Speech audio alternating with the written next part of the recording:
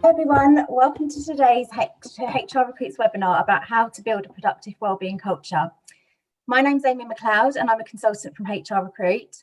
I'm joined today by guest speaker, the lovely Daryl Woodhouse, a multi-award winning expert in business strategy, productivity, life-work balance, culture change and wellbeing, man of many talents. Daryl has a lot to cover today and I will shortly pass you over so he can introduce himself and explain how we can all live happier lives whilst achieving more at work with less stress. Towards the end of the session, there's an opportunity for you to ask questions using the chat box at the bottom of the screen. There's no email facility contrary to what Zoom may have informed you. Over to you, Daryl. Thanks so much for a really kind introduction there, Amy, and I'll try and live up to the lovely part as well. Thank you very much. But good afternoon, everyone, and welcome. We've had a really great level of interest and registrations today, and got some amazing stuff planned for you today using a mix of interaction. We've got some live polls planned. We've got lots of insights and research that we're going to share with you, and probably the bit you're all keen to get to, which is often an area that's underserved from workshops and live webinars, which is giving the practical action, stuff that you can go and implement during this session or at least straight after it, both for yourselves and for your colleagues. So I'm really looking forward to getting into that with you. My name is Daryl Woodhouse, as Amy has introduced. I have a few different hats. I run my own business. I'm a professional speaker. I'm a smart work coach. You'll learn more about this shortly. And a lot of the messages today are about different ways of improving well-being and self-care, which is just the right thing to do anyway. And we're going to build your motivation around that a bit later, but also indirectly boost performance and productivity. And then alongside that, and this is my kind of going into my superpower area, is productivity. And how can we improve our productivity skills at work in a way that not only improves life-work balance and reduces stress, but actually directly improves performance outputs. So you can have more with less effort, in short. So looking forward to more of that. I hope you've got pen and papers ready. I'm just going to pop a screen share on to talk you through a few things to get us started and a bit more of an introduction. So you know the title, hopefully this sounds familiar, how to build a highly productive wellbeing culture. So congratulations, you made it to the right webinar. A little bit about me, the photo you see at the top there. I have 4 children. This is my eldest child. He's now 11 and nearly as tall as me. So this is a photo from a few years back. Down on the bottom left here, you see I'm just in the middle there facing the lens. This is me living the dream before COVID, when I was able to do lots of coaching workshops, leadership development programs in person in the same room. And the best ones were when we didn't have a room and we did them outside. This is a beautiful venue called the Kingdom, which is great for retreats and training workshops in the heart of Kent countryside. And we had a lovely sunny day that day as well. So that was awesome. On the right hand side here, this is a picture of myself collecting one of 20 awards that I've won for my work over the last 8 years. This photo is about 4 years old, and it's actually, you can see I look a lot younger there. This is before I grew 6 grey hairs. So you can see how much I've aged in the last 3-4 years. And then this is me being a bit of a fun dad, as I like to say, seeing how high I can jump posing for a photo. That was the first attempt actually to create that epic shot on a nice holiday, and which again before COVID was when we could freely travel and enjoy the world and leave the United Kingdom for a short while. If you'd like to read up a bit more about me and connect after, I'm very open to that. I'm very happy to have one-to-one conversations and talk more about my work and how I can help create even more of an impact on yourself or your teams beyond today through different programs, workshops, one-to-one work and group work. I'm also very easy to find on LinkedIn. After a bit of a summer hiatus around the holidays, I do regularly post live polls, insights and top tips all around the topics that we're talking about today as well. So connecting with me on LinkedIn, if you can come and find me, is a great way to keep in touch, but also to pick up some more advice and support and helpful reminders for what you're going to learn today. Again, hopefully, if you've turned up to the right webinar, the one you thought you signed up to, and you're familiar with the agenda points, and we're going to start off with why we're all vulnerable to burnout. I'm sharing some of my own lived experience and story of a very major burnout, how it affected me, but on the plus side, how I came back from it to achieve greater performance, greater success at work, whilst living a really great life-work balance, which I hadn't enjoyed before the burnout. How to spot the signs of burnout in yourself and others, and then the really practical stuff, the top tips and techniques for improving well-being and life-work balance, for working smarter and not harder, and proactive energy and time management. Some of you might be feeling this right now. We're already too busy. There's a bit of a rush to get on here on time. Why should we do anything with this? Well, I used to feel like this a few years back, as someone who's very ambitious, very dedicated to their work, right from my earlier career in corporate leadership, when I worked for a FTSE top 10 organization. And unfortunately, I learned the hard way from a major burnout, that working really hard for long hours over several months, several years, is not the best way forward. It does not produce, one, the best results for work and for our careers, and two, it does not give us the best and happiest life. So the sorts of things I expect you to be able to gain or even improve upon from today's advice, to work towards achieving and maintaining a better version of yourself, a happier life-work balance, greater well-being for yourself and your circle of influence. What's your circle of influence? That's everyone who you have some kind of influence and impact on, and also people who you have some kind of reliance on, people who have an influence on you. So this could be people at home, could be your wider family members, could be your friends, it'll be your colleagues at work, your bosses, your peers, people who work for you, your suppliers, your customers. You start adding up roughly how many people fall into that category. It's a lot of people. So we all have quite a sizable circle of influence. And if we as individuals are really nailing the perfect life, the life-work balance, the great well-being, minimal stress, highly productive, stress-free work performance and career, then great, and the good news is lots of people can learn from you and get your help. But the point is that if you're nailing this stuff, most of your colleagues, most of your circle of influence won't be, and they need some help. And you'll be better equipped to help them with the advice and the tips that I'm going to share today. And last but not least, and this is a really important piece from a commercial perspective and for organizational performance improvement, doing this stuff that I shared today, it really does directly and indirectly drive greater results and greater success, and more easily as well. I'm going to evidence this through the sessions, so stay tuned and stay with us. We are going to have a Q&A a bit later on as well, which Amy's going to work with us on and curate. So in the meantime, I suggest you make any notes for what you hear from me today. Any questions you have, feel free to write them down. You can pop them in the chat as we speak, or you can save them and put them on there at the Q&A later.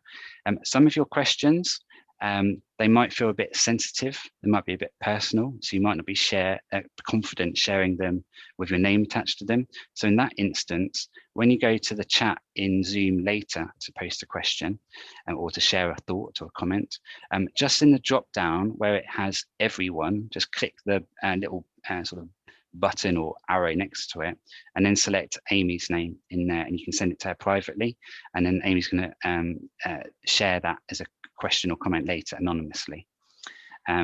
Also, if we don't get time for all the questions today, we are going to attempt to provide some answers afterwards as part of the follow-up that Amy and the HR Recruit team will share. And there will be a copy of the recording on that follow-up, and there will be a copy of the slides as well, as I'm an open sharer. So you don't have to write down everything, but certainly on your notes during the session, write down things that really resonate the most. Some of them will be new things, some of them will be things that you already know, but they're good reminders, and you're not doing them as often as you can, if at all, and you're not using them consistently. And consistency is key to achieving that optimum performance at work and living a happier life. Can I just say, at this point, somebody Yes. has put in the chat box that they've got some audio issues. Oh, okay. Just check if anybody else has an audio issue. Could you just put a comment in the chat box? I can hear everything fine this end, so I'm sure it's okay. No, we're getting lots of thumbs up, so we're all Great. good. Good. Fantastic. So yeah, I think if you are having audio issues, just check all your connections. It could be connected to Wi-Fi, so I log in off a hard line, which tends to improve the sound quality and everything. So worst case scenario, you'll pick up the recording and hopefully no one will miss out. So first action point, actually, just to get you started on this, and we're going to go and do a lot of quick fire actionable tips a bit later on. And this one is, as you can see at the top here, this is about taking better action. And I'm just going to move a few things around on my screen so that we can see easily. Great. So this is a really simple framework, which, you know, they say that it's often the best things are the most simple. So I'm warning you, this is very simple. But the exciting thing is that, you know, I go in and work with organizations large and small from the UK and all over the world. And it's amazing how many very successful and experienced leaders are blown away by this process. So I'm giving you this today as a means of helping you to prioritize some of the tips and the improvements you're going to make after the workshop. So on your pads, just draw a plus sign, but big enough so you've got some space to write across these 4 squares. You don't need to get your colouring pencils out. You don't need to worry about the colours for now. Black and white is fine. And the first box, this is where you're going to put any ideas or tips that you hear today, or other things that this inspires you to think of, that other ideas that you have, other things you've heard or read on a podcast or in a blog somewhere. These are things to start or begin doing, things that maybe you did know about them before, but you're not doing them at all or consistently, or maybe they're completely new. So that's where those would go, and it's a really nice way to categorize and help with prioritizing. Tasks to end in the red box, very important. You know, there's always stuff that we can stop doing or spend less time on, whether that's delegating it more, setting a time limit. There's always stuff that is not really driving us towards our longer term goals, towards this optimum performance at work and greater happiness at life, less stress, burnout prevention, and so on. But you have to make time to challenge yourself and come up with some ideas for that sometimes. So that one is on you, but it's a really great place to kind of put it in any action planning or personal development. My favorite one on here is about what can you do to transform either your individual performance or your company's performance. And a great way of getting in the mindset for this is another process I'm going to share with you called the Strengthener Trio. And where this comes from is that typically individuals and in teams, on any sort of leadership training or personal development journeys we go on, we're traditionally encouraged to highlight our weaknesses and focus on fixing them or mitigating them, or removing them altogether. And that's really great because these are genuine threats and risks to whatever we're trying to achieve. But what it means is we end up not fully leveraging stuff that tends to come to us naturally, our strengths. So this is a great call to arms to have more of a balance of not just working on weaknesses, but working on strengths alongside those, i.e. if you spend 50% of your time on each and 50% of your resources on each, that's a much better balance. And if you think about it, where would you put your money if you were a gambling person? Would you bet money on being able to increase your success or your profits, let's say, by 10%? Would you put money on doing that through leveraging your strengths more, or would you do it through leveraging your weaknesses or working your weaknesses?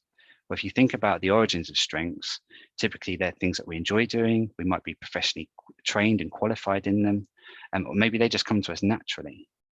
That creates a whole load of energy and flow that generally makes it easier and more fun and drives further productivity and increased performance anyway. So to recap, don't ditch the weaknesses, don't ignore them, but have them in balance and use the call to leverage those strengths better. And the strength in the trio is number one, looking at your diary, your schedule, your task list, and figure out a couple of ways you can spend more time overall using and leveraging those strengths. Secondly, how can you use them more often, even in small bite-sized chunks? And thirdly, what can you do to get even better at those strengths? Just because they're strengths now doesn't mean they might be strengths tomorrow. You could have a peer who's going to overtake you, or a competitor is going to overtake you because you've been complacent. So we've really got to drive continuous improvement with strengths. So that hopefully gives you an idea for what would go in that transform box. And then last but not least, this is about giving ourselves a pat on the back and a nice reminder for what we're doing well already, what's already working. And again, maybe some of those, you might challenge yourself to draw an arrow over into the transform box. Because if they're working already, actually maybe they're a strength. You know, maybe you're well resourced in that area, you've got some great talent. Okay, what can we do to transform performance from that? So a few things there to think about, and I'm looking forward to hearing which actions I share later will go into these boxes for you. Now we're going to do a bit of live interaction, a bit of a poll for you. And this is looking into overwork. So overwork was a key reason why I had a major burnout a couple of years ago. And I'll share the story about that a bit later. But I guess from coming back from that is where I learned how common overworking is, and how I learned how it really does not create the best long-term success at work and in businesses, and it does certainly not create the happiest, healthiest lives. So it's really important to share the message and share this message with other people, because if you all know what this means really well and you get overworking, that I can tell you most of your circle of influence, most of your colleagues will not get it, and they will need to hear this message. But you can be a pioneer, you can be a leader and set the tone for this by sharing some of these messages, by coaching, mentoring your colleagues, your family, your friends, especially when you consider some of the links between overworking and burnout and how common it is, which I'm going to share some insights for you on that later on. So some of you may have heard of this before, some of you might not have, but perhaps it might be easiest on your phones, but you can do it on your desktop as well. That's fine. If you go to slido.com, and then if you use that number there, following the hashtag there, 480824, that will pull up this live poll. So I'd like you to jump to that as quick as you can, and then to answer this is getting a gauge for everyone that's on here anonymously, how much overworking is in the room, is in the Zoom room as such. How big is this as an issue? It's great. We've got some really fast movers on here. It's good to see. But keep going. Those of you that haven't done it yet, I want to get everyone doing this. If you need some help calculating it, it doesn't need to be exact to the nearest minute or to the nearest hour. But a simple way of calculating this is just look at your contracted hours. Let's call it 35 hours a week. And then just take a quick gauge of, okay, well, typically I'm working, so 10% of you overworking would be 3.5 hours, 20% would be 7 hours. So just figure out roughly how much you're overworking on those hours, and then that will tell you whether you're in the 20%, 40%, or even the 60% over. Now, the 60% over, by the way, that's where I was before my burnout. And I was at that for many years, both in the corporate world in my earlier year, and even since when I left that in 2012 to start my first business. So I know what it's like, and I know both worlds, as you'll hear more of a bit later. So we've got 27 people have done this so far and still going up, which is really good. And when we get to the next poll later, it'll be even quicker, but I'm just going to give you a few more moments for the rest of you to get up to speed with this. Just quite a good early indications. This is quite positive, actually, with only, I would say, only 41% working up to 20% above contracted hours. Well, the good news is, the tips that I'm going to share today will help you to reduce that further. But the really good news for me is that with so many of you at that level, there's a much lower risk of any immediate term burnouts for everyone that's on the conference today. What's also interesting is when you do this at different levels in the organization, and I've seen it both ways in some companies recently that I've been working with. We've seen some where there's a very high level and a very unhealthy level of overworking in the senior leadership, but in the middle management and more junior staff, it's actually quite low. It's actually quite low overworking. So there's a real pressure cooker there at the top of the organization. So that's helped set some priorities. And then we've also seen it in reverse, where it's where the senior leadership has got it right and they've got good balance. But the real concern is about how the middle management or even the junior staff are burning out. So we have some priorities to work on there. So it's always interesting to see with different communities, different networks, and even within different organizations, how it does vary. Only a few of you working more than 60% above contracted hours. That's fantastic, good to hear. But I guess some immediate concern I want to get for those of you that in that 3% want to get that down ASAP, because I know that you're missing out on opportunities. And sometimes sadly life can be too short, so we want to make the most of every day. Great, thank you for taking part in that. I've got up to 33, see if we can get more people participating on the next one. I appreciate it's a bit new if you've not used it before. So I'm going to now come off the screen share actually, and I'm going to keep this poll active. So if you want to add to that a bit later, you can. And right, okay, so just some stats for you on burnout. If you haven't seen these reports recently, a big study from Deloitte released a couple of months ago found that 77% of employees from a global study had experienced burnout in their current roles. So for those of you that aren't overworking, bear in mind that overworking is one of the biggest causes of burnout. For those of you that aren't overworking, too much, that's great. But there's certainly a bigger concern and priority for your teams and your circle of influence. And the chances are their percentages will be higher. But employee burnout is responsible for, as an example, in the US, 120,000 deaths a year, known deaths. It can also go very badly alongside other life situations or health issues.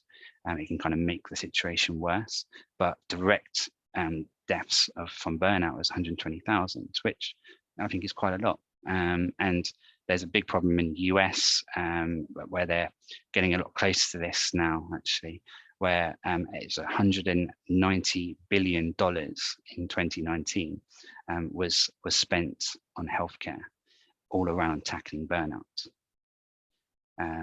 So it's a big problem. And I know most of us on this session today are in the UK, but generally speaking, the numbers are relative.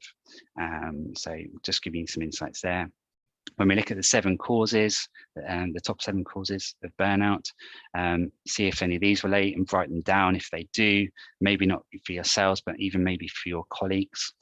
Unrealistic job expectations, overworking, as we're touching on at the moment, a dysfunctional workplace dynamic, a lack of support, lack of holidays, lack of control, and lack of employer communication, or room for improvement with employer communication, should I say. And I'm sure many of you will be able to relate to that, if not in current roles, in previous roles.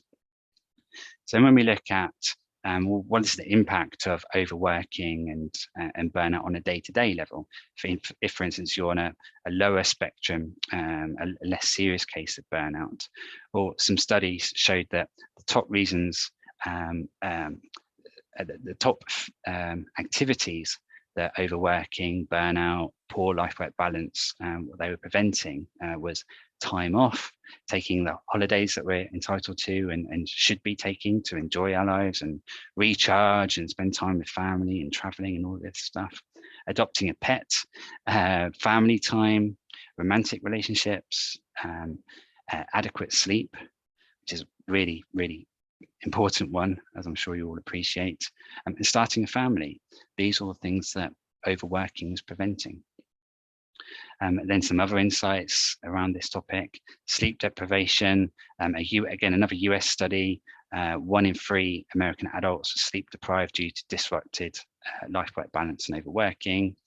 But on a kind of more positive note, from other aspects of some of the research here, employees who overwork and experience chronic fatigue can lose 4.5 times the productivity of well-rested workers. So here already now starting to bring in the direct links between overworking and how it can more positively impact productivity and performance if we manage it better, and if we have better prevention strategies.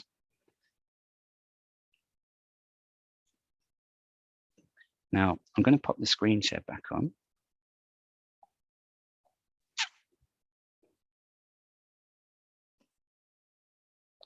Bear with me. I will dip in and out of the slides because it's a bit nicer that you're not just sort of reading off a slide the whole time as well. And just bear with me on the transitions. So I need to put that back on full. Oh no, I've not got that right, have I?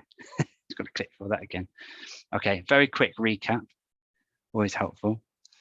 So the stuff I'm talking about, I just wanted to stress that this isn't a nice to have.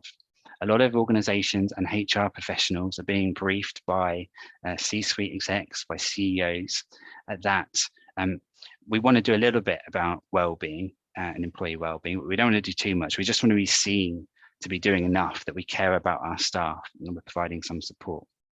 But just to highlight the message further, looking at the risks of working more than 50 hours a week, for example, again, from further research, the risks of overworking 50+ hours a week, 1.3 times higher risk of a stroke, 1.66 times higher risk of depression, 1.7 times higher risk of anxiety.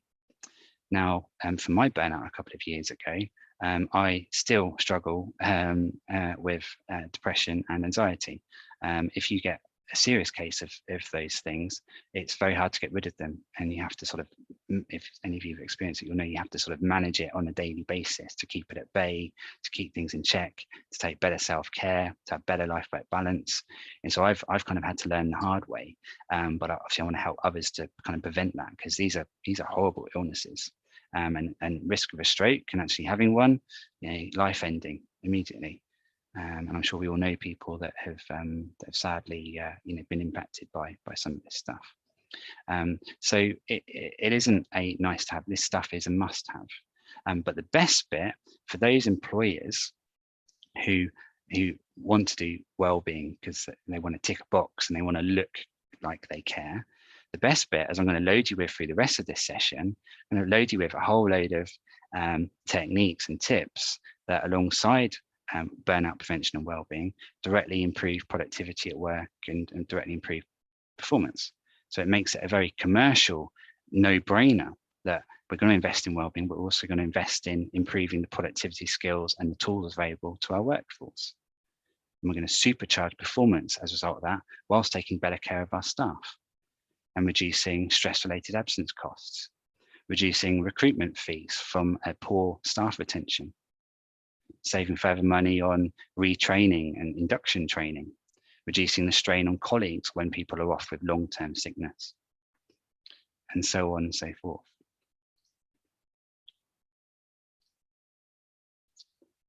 So why listen to me? We now go into a little bit of storytelling. And I'm just going to need to move this around so you can see it a bit better. Ugh, there you go, just about there. I've not clicked something right on the screen share today to make this slicker, so apologies for that. But why listen to me, and why am I equipped to talk to you about this stuff? Well, there's a very deliberate way I'm approaching this story now. I'm a proud full-time dad. I like to be hands-on dad as well. I like to be there for as many school runs and pickups as possible. I like to have lots of playtime with the kids and all this kind of stuff. And I've had a really successful career. At age 26, I reached a national role for a FTSE 100 company. I've had success scaling up my own 7 figures business from start to scale up. I'm one of the youngest executive business school lecturers in the world. I'm also an investor. I've had 2 successful exits in the last couple of years. Lots of awards, lots of amazing recommendations on LinkedIn. Worked with some amazing brands, as you can see on the screen here. And I'm doing the work I love, providing business advice, executive coaching, change programs, workshops, some other, and all through all of that. I do that whilst managing 2 learning disabilities and still managing today an impact on all aspects of my life of childhood trauma. So this isn't actually put up here as a let's call it a brag fest. This is to show that actually, as someone who on paper looks like they've had a lot of success from work, and I feel like I have had a good success and some things I'm really proud of. But what this doesn't tell you is the picture behind the scenes. And I'm just taking it off screen share again there.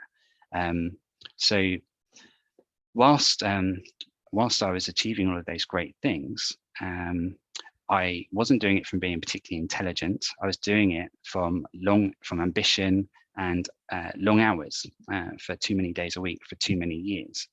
And my body had been giving me a number of signs for many years that I was doing too much.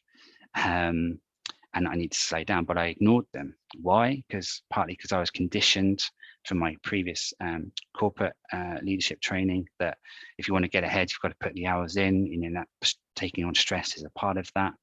And that was one of the reasons. And one of them goes back to ambition and the determination developed from childhood trauma, of how I wanted to make something of myself off the back of those traumas. And yeah, so lots of overworking, basically, and lots of graft. And then I thought I could cope with it, and I'd keep these symptoms at bay. And then in 2016, a personal tragedy happened in my life that can happen to any one of us at any point. And that, combined with already being exhausted, highly geared with my work hours, not particularly well, it just made everything too much, and it kind of forced the burnout in a very unexpectedly, which is why I say, we are all vulnerable to a burnout. And there's different levels of burnout, some less severe than others. Mine was pretty bad.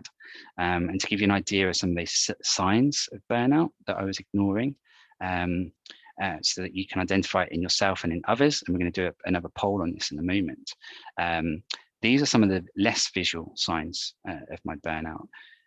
Insomnia, anxiety, sweaty palms, weaker immune system, getting ill more often, nausea, migraines, headaches, often that feeling of running on adrenaline, often mood swings, low motivation, suicidal thoughts, fatigue, low energy, feeling emotionally, physically drained, becoming reclusive, not wanting to go out socially as often as before, and being happy to stay at home or stay in front of a laptop, irritable bowel syndrome, IBS, back, shoulder and neck pain. It's really hard to switch off from work and any other worries. So those are the kind of less visual ones. And when I actually burnt out, all of these got a lot worse. It was like multiplied, amplified by that personal situation. Other less hidden signs of burnout, bad or pale skin, aging quicker, poor well-being habits, more microwave meals, takeaways. 16% of people in these situations will smoke more, 29% will drink more. Many become less active. They'll have less energy and motivation for fitness training and self-care. Visible weight change can go up or it can go down. Everyone's different. It just depends. Increased absence from work, become harder to talk to, negative mindset, poor concentration, more mistakes, long working hours, being late for meetings regularly, missing deadlines, having brain fog, indecision, making rash decisions, depression, low self-esteem. You can lose your personality, not be the same person anymore. So there's a whole load of raft of examples of burnout signs. Some of you might relate, or a good chance a lot of your staff will be relating to not necessarily all of these, but certainly some of these, especially where through COVID times, the blurred lines between life and work and working from home has become much more foggy, much more blurred, much more stressful. And then there's the impact and the worry of the global recession, job insecurity, and so on and so forth. So we can't run away from it. It's here. Now, when I first burnt out initially, I was ashamed. I didn't want to talk to anyone about it. I saw it as a massive failure. I was embarrassed. But actually, opening up about it was it was like the most important thing, really, to get back on track, and to make things a lot better. So when I did, I first person I opened up to, where I was overwhelmed with the love and support and the understanding, and then I went to second and third person. Then I went and got professional therapy. And the path to recovery was kind of beginning, and it helped learning that I wasn't the first person in the world that had been through it. That was quite a big one. But it's also quite a common thing for men to not really talk about this stuff as well, which is why you see, for instance, higher suicide rates in males that go through these sorts of situations. Yes, it's just something to be aware of there. And then I think when I started to talk to people and getting that sort of love and support and understanding, and hearing about how common it was, and being able to better understand and learn about it, and having a clear way of kind of coming back, it was like I could see the light at the end of the tunnel again, which initially was there was no light. It was a very, very dark place. And then another key thing as part of my recovery was designing the life that I really wanted to have. What were the working hours? What was the fitness routine? What was the social life, the family time? And setting clear goals and actions around that, and working parameters. And then I designed the business career goals required to make that happen.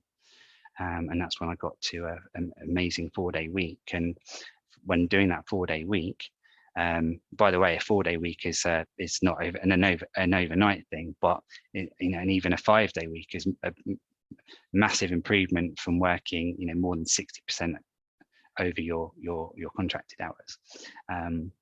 So baby steps. But when I got to that 4-day working week, I had this bit of a light bulb moment, because I was like, okay, I'm happier and healthier than ever before. Yet I'm actually being more successful now at work, and everything's coming to me more easily. Yeah, I'm working less.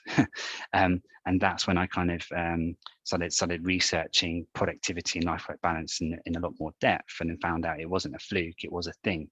And this is my work today, is now helping others to have the knowledge and the tools to get closer to that for themselves. So yeah, and this is where I then created the life work effect. And people talk traditionally about work-life balance, or for me, it's life first. So there's a deliberate switch around there. And I'm going to explain a bit more about that a bit later. But hey, now it's time for another Slido. So this is now going to, bear in mind with just that story and some of the symptoms I shared, now I'd like you to jump to Slido now, and I want to hear from you. Well, where are you right now? Are you on the path to burnout? Are you burnt out now? Or hopefully you're really well now with no concerns or risks? Great. First participant is in a good place.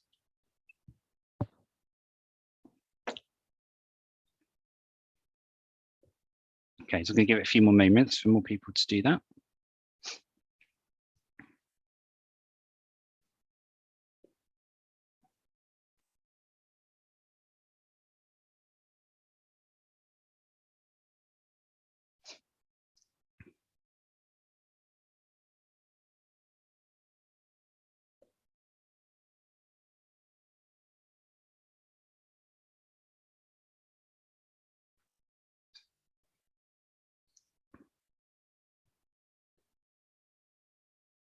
Okay, we're up to 21 participants.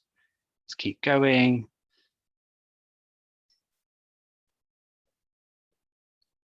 Come back from the cigarette breaks. Joking, of course.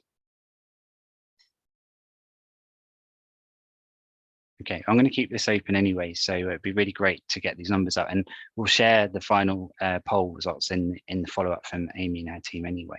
It's always interesting to see, and even just on early indications here, 64% not concerned. Great, fantastic. That's really positive.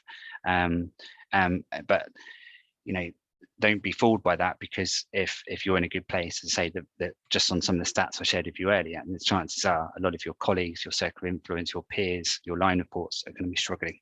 But hey, by the end of the session, you'll be better equipped to help them. Great, and we've got a few on the next one as well, about concern of burnout across our teams. So 23% medium concern. Okay. 18% major concern.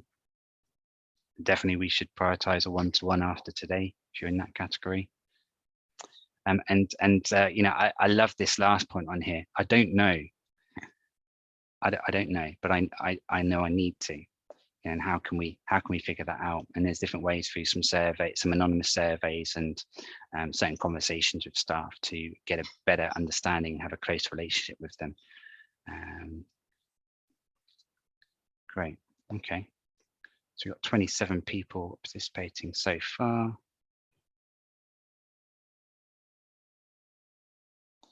Okay, so now we're going to do some quick fire here. So I hope those pencils are sharp and there's ink in the pens, because there's going to be a lot more notes you need to make over the next 5 minutes before we go to Q&A.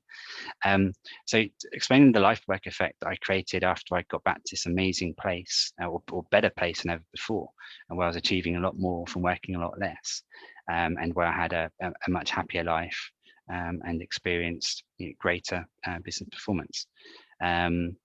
And the life work effect is this kind of a movement. It's a mindset. It's a methodology that we want to aspire to. And it consists, how do you get to it? It consists of 4 different pillars, as I call them. The first 2, strategy and planning, productivity, mastery. So this is about, so the first one, strategy, is about how clear are you on your goals and your action plans and the resources you have to make those happen. How strong are your project management skills, your leadership, delegation skills, how effective is your team working? That's the sort of stuff that comes into that first pillar. And the second one is productivity skills, time management skills, energy management skills, resource optimization, a few topics like this. So now when you work on any of that stuff, absolutely directly, you're going to more likely optimize your own and your team and your company's performance, which is great. Now then, but then the other thing, actually, I should say, whilst you're directly improving performance and success at work, you're also indirectly improving well-being, because a company or a team that has amazing productivity skills, that has amazing goals and a clear plan and amazing teamwork, they're going to feel less stressed. They're going to be happier. They're going to be more motivated. They're going to be more loyal. And that is stuff that helps prevent overworking and burnout, and helps nurture, a greater, more well workforce, but one that is highly productive and performing much better. And then the final 2 pillars out of the 4 is the life-work balance and well-being. And when you proactively look to take better self-care and encourage better well-being across your circle of influence, and when you provide the skills and the routines for a life-work balance, absolutely directly, that is improving, making people's lives happier and giving people more energy, and so on. But also indirectly, that has a further multiplier effect on company performance. And that's this multiplier effect that is the life work effect when you work across all 4 pillars at once. So a key part of it starts with mindset, and then it's about creating routine action, which we're going to cover off in the next few moments.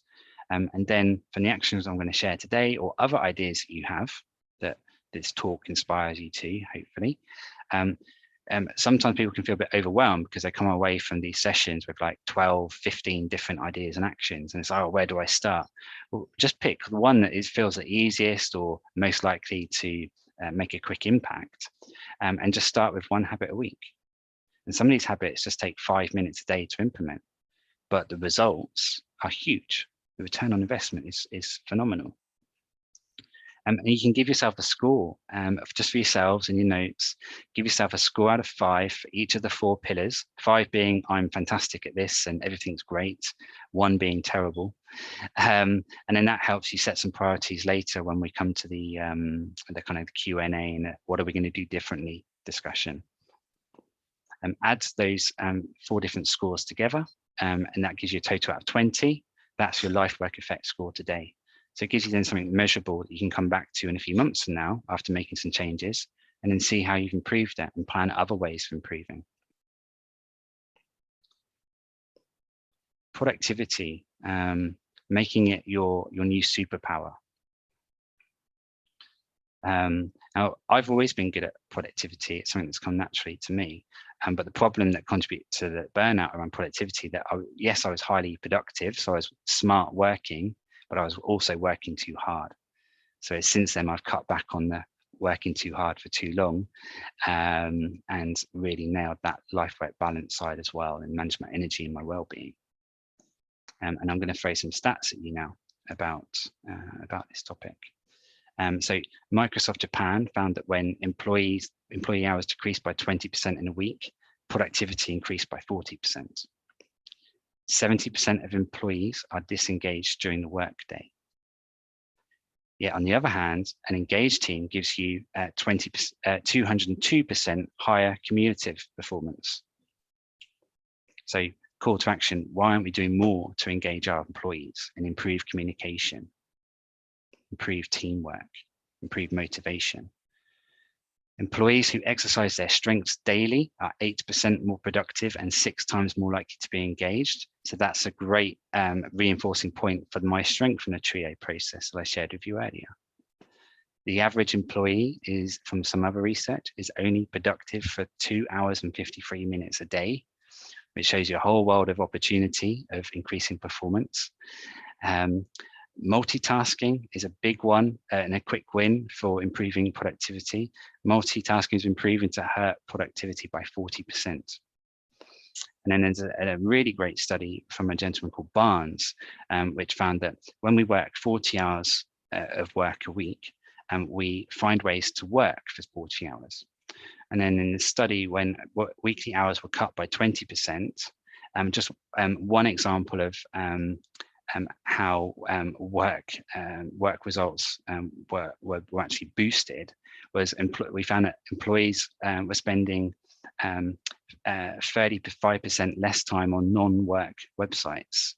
People doing their shopping, doing their own shopping, planning for holidays, whatever, so there's a whole load of points you can take from that. Now some tips around working smarter, not harder. For your better action matrix or grid. We talked about the strength in the trio.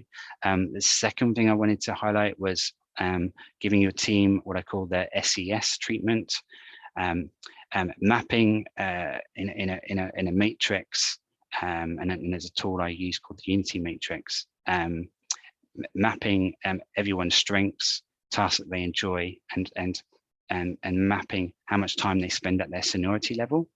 And then planning changes off the back of that, getting people to take on other weakness tasks of others where that's a strength for them, and vice versa, and reallocating resources in that way is a massive game changer in terms of increasing engagement, improving well-being, and improving performance and productivity.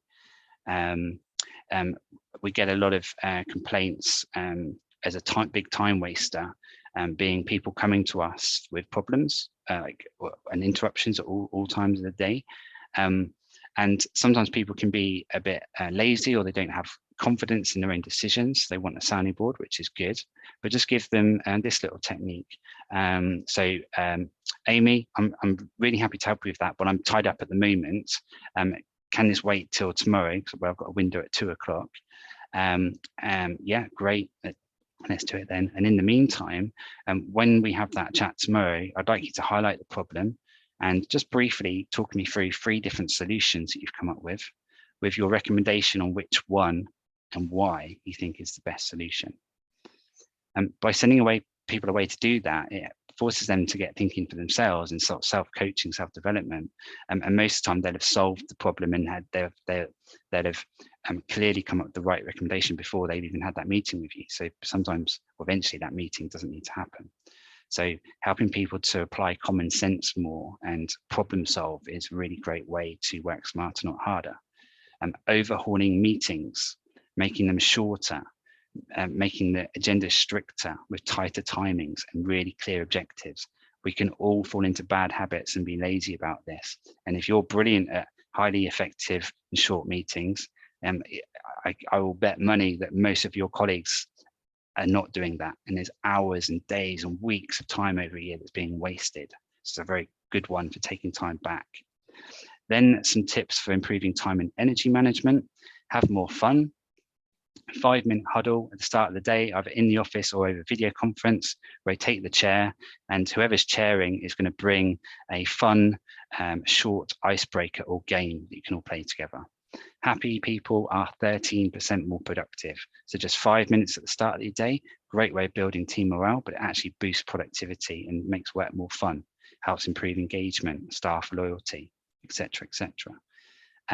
Saying no more to people, but when you do it, to help overcome that guilt, because we all want to help, we all want to take on other people's problems and be supportive and be proactive, just always explain the why you can't help them with this, why you feel you're not the best person, or why it's not the right time. Explain what you're doing now that's more urgent or more important. It's really, really simple, but again, most people don't do this. We fall into old habits because we're rushed and we just say no, or worse, we don't say no and we actually just help them, and then we've lost a whole load of time that we're not going to get back. The 20-20-20 rule is a great way to boost energy, especially when you're spending a lot of time on the computer or in Zoom meetings. And it's this is from the eye experts. Every 20 minutes, look away from your screen for a minimum distance of 20 feet for at least 20 seconds. Now you'll see I've taken my eye off the screen now to do this for myself.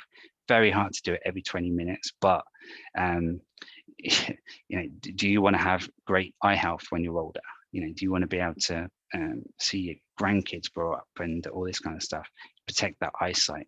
It also helps protect your brain function and reduces fatigue. Energy lows. If you're going into a meeting or a task and your energy's feeling low, or you feeling like I don't really want to do this, just flip it. Flip the low, as I call it. And rather than going into that task with, oh, I don't want to do this, go and just take a few minutes and go and do something fun, something more enjoyable. Go and prune a rose bush in the garden. Go and do 100 push-ups, 100 sit-ups. Go and do a very quick walk around the block. For me, my youngest child, she's 10 months old in the next few days. So one of my favorite ones to boost my energy before an important meeting or a difficult meeting or difficult task would be to go and have some cuddles and throw up in the air and have some giggles. But doing that, it not only changes your mindset and how you feel coming into that difficult task, but it helps uplift your energy so you get it done quicker and to a higher standard. Tips to improve well-being and life-work balance: feed your brain more and better, like with foods like dark chocolate, blueberries, pumpkin seeds, fatty fishes. These are all really great to proactively nurture and protect your brain health. And it's amazing how many successful, amazing people do not have enough food in their diet that is specifically good for the brain. Drink more water. We all know that one, 2 to 3 liters a day. A whole load of benefits to health, well-being, energy, and so on. And a really big one now is about really tightening those boundaries between life and work with clear start and finish times. And sticking to it as best you can, being really, really focused, set a timer, set an alarm, and when that alarm goes off, and if you're still thinking I've got a load of tasks to do still, if not doing that task today is not going to significantly detrimentally impact someone's life or someone's business, it can wait till tomorrow. And then the last tip on this I wanted to share today was being mindful of how much time we're spending on technology. And so, for example, consider a 24-hour tech fast, which could be on a Sunday for you and your whole family or your household. And just plan a day where you're not going to have phones, computers, TV, and go and be creative with the old traditional stuff before technology, being outside, doing fitness, walking, traveling places, playing games, the board games as a family, playing cards, cooking together, cooking a delicious meal that you've never cooked together before as a family. There's a whole load of things you can do, and it's a really great way to protect your brain function and improve your well-being, and to also to combat screen addiction as well, which is a big problem that I don't think the world's fully realised how bad that's going to affect things actually. For the curious, there is a page that will come in the PDF version of these slides with a whole load of research links for things like productivity, things like the 4-day work week, tips for research around employee engagement. So you'll have that if you want more stuff and if you want to read more about where some of my insights and research has come from. And as we go into questions now, looking at your notes and thinking about the things that we've shared today, have a look at that better action planner and challenge yourself. How many things can you actually get on that grid? And even if it's one thing in each grid, that's a really great start. One new habit a week over 4 weeks is huge. It's really huge. And I then tend to find that people then want to go on and they want to create one new productivity skill or routine per week beyond that 4 weeks, and they keep going and they create a transformation. And that's some of the stuff I do in my more in-depth programs. But just don't try to do it all at once. Just one thing a week can make a massive difference. So I'm now going to just pop the screen share on, and we're going to open up the questions. I know I'm overrunning by a couple of minutes, which is typical of me, so my apologies. Very quick thank you to Amy and HR Recruit team for inviting me to come and be here today, and I really hope that we've got you thinking differently and we've added some value, and that certainly the practical side is helpful. And I think to start off the Q&A, which Amy's going to help curate, and while we do that, if you go back into Slido, there is one more thing in there, and it's we're going to create a word cloud together. So in there, I'd just like you to look at your notes and just sort of share what were one or two of the key takeaways that you're going to go and do differently, either for yourselves, or if you're doing it already, what you're going to encourage for your circle of influence and how you're going to help them, because perhaps they're more risk of burnout from overworking and then missing out on productivity skills and life-work balance and so on. So don't just think about yourselves, think about how you can help others. The 77% of people who have had a burnout in their current role, and the positive impact on the business and the world if we can reverse that trend. Yes, I'm going to get you to start popping those on the Slido, and now it's done this thing again where it goes back to the beginning. So 2 seconds. I don't know why it's done that. It hasn't done that before, so I'll have to figure that out another time. Bear with me. Silence. It's always good to have a chance to pause and reflect and process. Whilst you're doing that, I'll just yes, there's a couple of comments in the chat box where people have said that they had burnout prior to COVID. And actually it's funny because when we were doing that poll, I was thinking, would there be more 60% plus if it was prior lockdown? Because obviously it's given a lot of time for people to reflect. So that's quite interesting. Yeah, definitely. That's a great comment. Thank you, Amy. So that Slido is live now, and what we do differently beyond this session, and that it makes a beautiful word cloud, and you can upvote as well. So if someone else has already written your point, you can vote that that's a good one, and it makes it more prominent.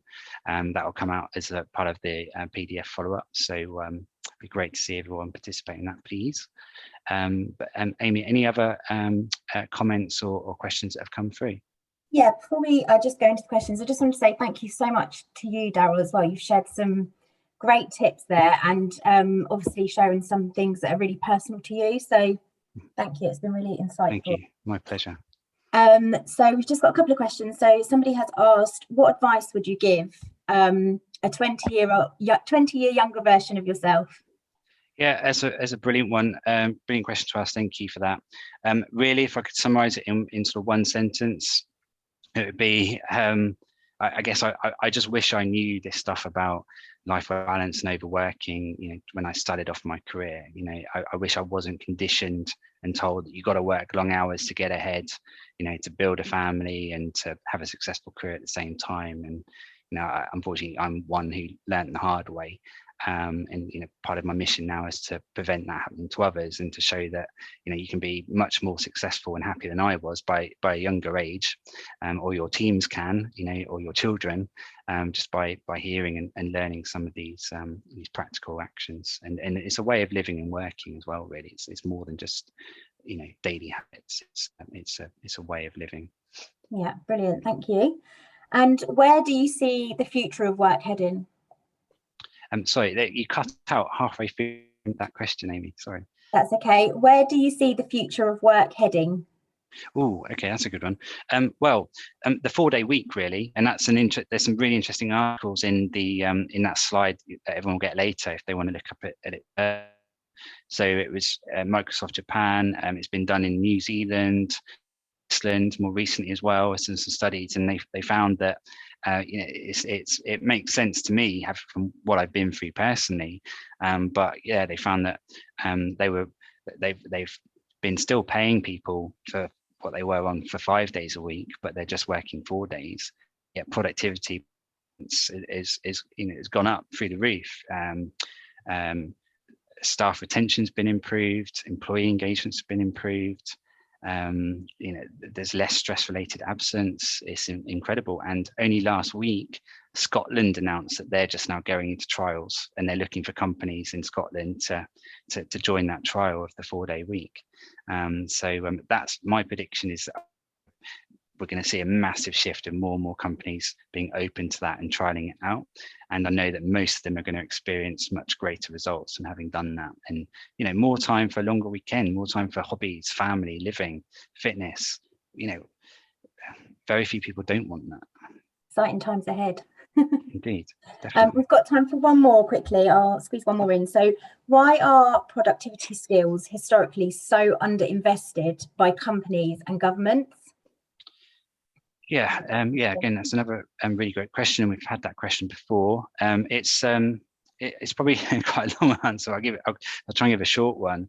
I think it's a bit of a travesty, really. And again, as I've learned myself, for myself and for various clients and organizations now over the last few years, it is a massively underestimated topic. Yet the results, as just through some of the insights I shared during the session today, you can see that the numbers speak for themselves. It's an absolute no-brainer to invest more in productivity and to make it happen.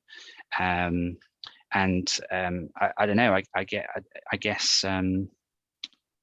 I guess it probably needs to come from governments to bring it into our education system, as a skill, even as a qualification.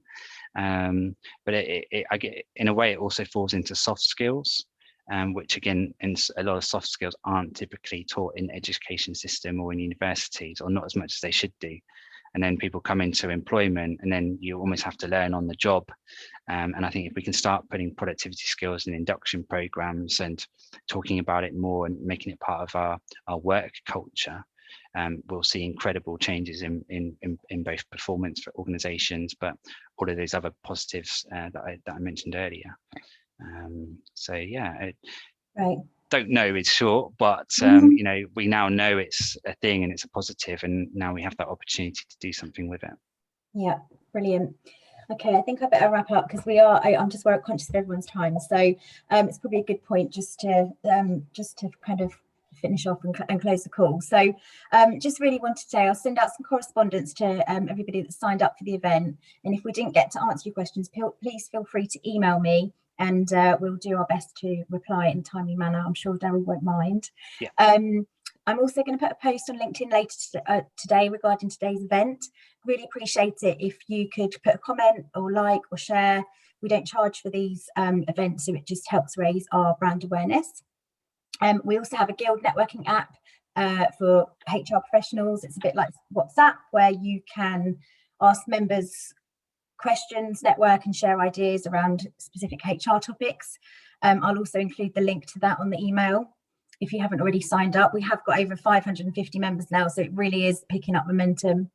Finally, if anyone is recruiting, we also have accountancy recruit and FD recruit within the group that run alongside HR recruit. So feel free to contact me if you're recruiting in any of those areas, and I can put you in contact with the relevant consultant. And that's it. Just a massive thank you to you, Daryl. You've been absolutely fantastic, and thank you to all our listeners for tuning in.